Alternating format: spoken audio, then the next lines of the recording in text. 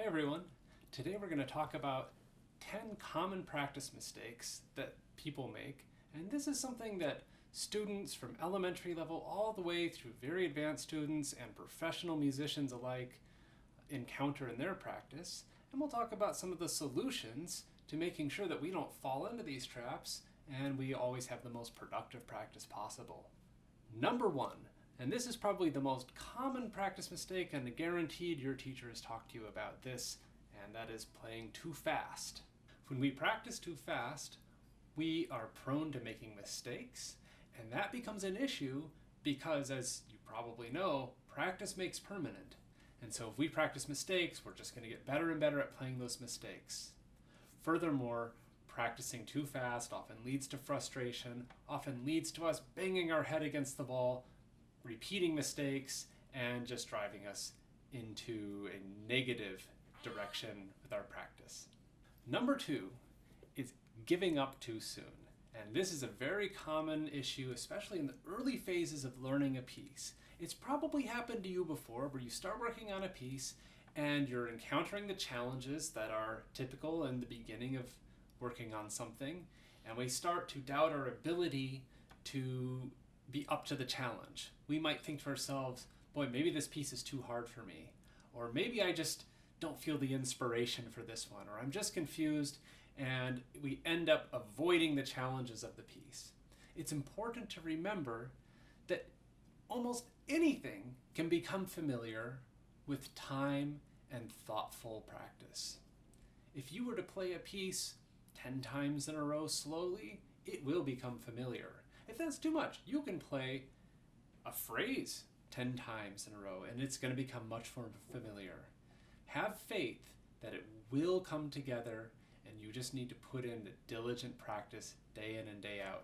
Don't give up too soon. You could be one day away from your breakthrough.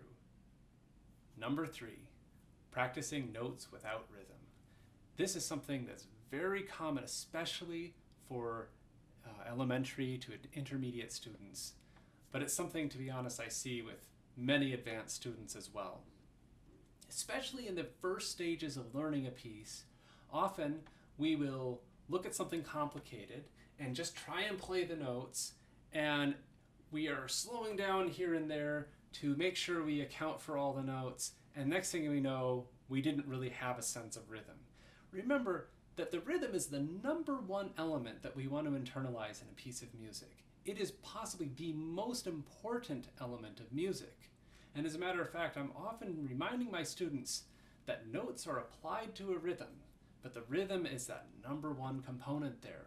So when you first look at a piece of music, make sure that you understand what the rhythm is, and then you lay the notes over that. If you're practicing notes without rhythm, you're practicing without any structure to the music that you're playing. And because of that, you will never find that progress that really leads you to the control of the piece. Be sure that you count out loud, you use your metronome, and you internalize, you discover exactly what that rhythm is without playing the notes if you need to. You can tap them out, you can verbalize them, ta, ti, ti, ta, ta, but make sure you understand that rhythm, and every time you practice, there is a rhythm behind the notes you're playing. Number four, practicing without clear objectives or without focus. Whenever we practice, we need to have a clear goal in mind for what we're working on. It could be working on fingering, it could be working on a precise rhythm, it could be working on your dynamic shape, it could be working on memorization. Whatever it may be, you need to have your mind on something that you are actually working on. It's not enough to just be working on the notes. And that's where focus comes in. I'm sure you've all felt some time when you're practicing, and next thing you know, you realize you've been daydreaming and you don't even know what you've been playing for the last 30 seconds. During those 30 seconds, you have not been productive, and you run the risk of having rehearsed some mistakes without even knowing it and getting a little bit better at those mistakes. Remember that a limited amount of time with focused practice is much more impactful than a long stretch of unfocused practice. And as a matter of fact, unfocused practice often leads to negative progress. Number 5, is neglecting the left hand. Quite often, the right hand is carrying the melody, the right hand has the more technically challenging or intricate type of figurations, and it's a place where quite often our ear is drawn to as a listener. But knowing your left hand is what's going to give you control over your memory and what's ultimately going to give you a lot more confidence in what you're doing in the right hand part. Practicing your left hand, memorizing it, understanding the technical challenges, knowing exactly what it sounds like, being able to play it by memory on its own is one of the fastest ways to make progress. You'll probably find this especially helpful in things like a Chopin waltz or an etude where there is a lot of action in the right hand and the left hand has a rather simple accompaniment. Make sure those things are down pat and you will feel your control boosted very quickly. Number 6 is practicing without the score too soon. Often students will get a cursory idea of what's happening in a piece and then they start playing by memory. But as you know, there's a lot more on the page than just the notes. There are articulation marks, expressive marks, dynamics, fingerings, and many other things that we want to keep an eye on. As we continue to work on a piece and we study the score, we're going to have more and more realizations about what's written there. Furthermore, when we first learn a piece, we're very prone to perhaps misreading something, or if we only read it a few times and then started playing by memory, we might just get something wrong in our head. There might be a similar passage later on in the piece, and now we're confusing those two, and we get some kind of incorrect hybrid of the two into our memory. It also makes it more challenging to practice in sections because we have to look back and start from the beginning of the piece, say. When you're practicing with the score, you can start from, I want to start from the third beat of measure 5. That's much more effective practice, so we aren't wasting our time trying to recall things. As another note on that topic, I often notice that students who take the score away too soon end up stagnating in their reading abilities. And keeping the score up there, keeping your mind engaged in that visual component of learning will keep your reading skills sharper. Number 7 is playing with the score for too long. How often have you found yourself working on a piece and it just doesn't seem to be coming together with the memory? Probably you need to take the score away. Sometimes to learn how to swim, you kind of have to get into that deep end of the pool, don't you? And we need to do something similar with our memory. Take the score away, see what you can play, and find out where it is that your memory lacks. Quite often it'll just be one chord or one note. Then you can put the score back in front of you, check what that note is, and then try it again. One of the other strategies that will help you is as you do isolated spots to practice those by memory. So if you're going to practice the right hand alone for measures 5 through 8, then you're going to take the score away and play that, your 5 or 10 times or whatever it is.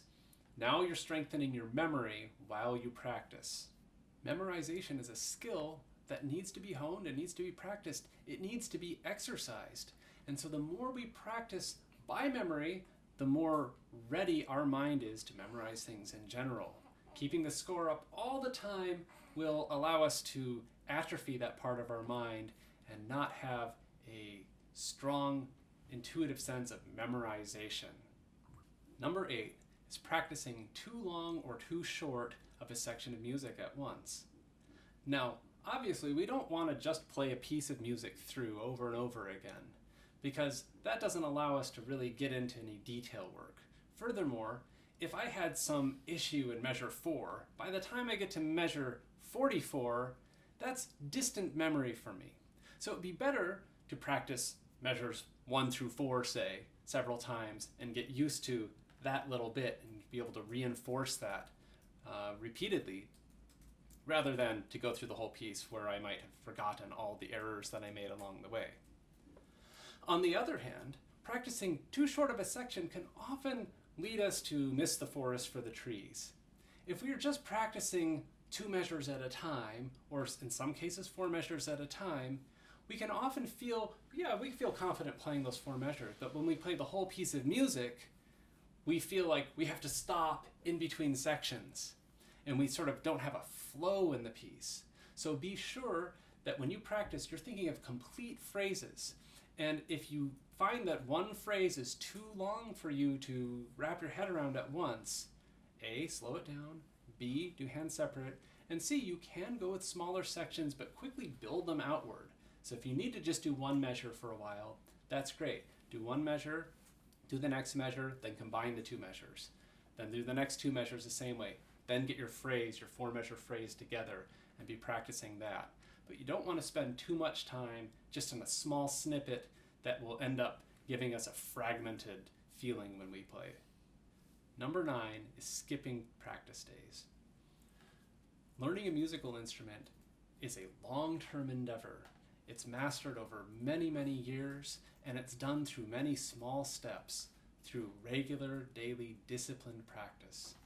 When we take a break for a day, we will already notice when we come back just a little bit of catch-up that we need to do. If we miss 2 or 3 days or more, we start to set ourselves back quite a bit. Now, in life, those things are inevitably going to happen here and there.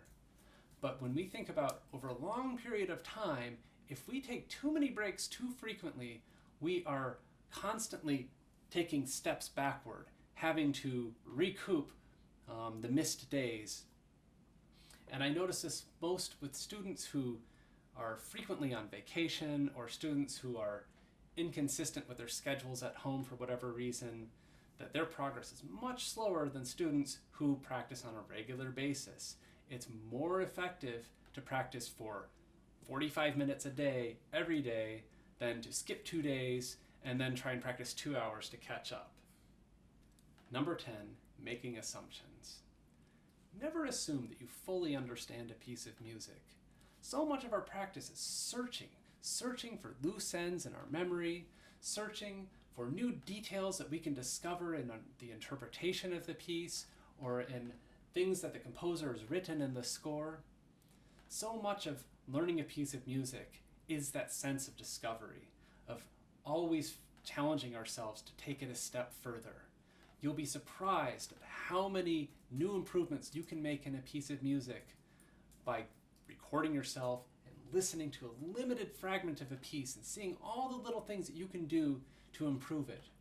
Or to play the piece through for a friend or a family member and to discover that maybe there's a spot that doesn't feel very solid yet, a place where you have yet to improve your control of a piece of music. By never assuming that we understand a piece of music, we are constantly aspiring to bring it to a higher level and to improve ourselves as musicians.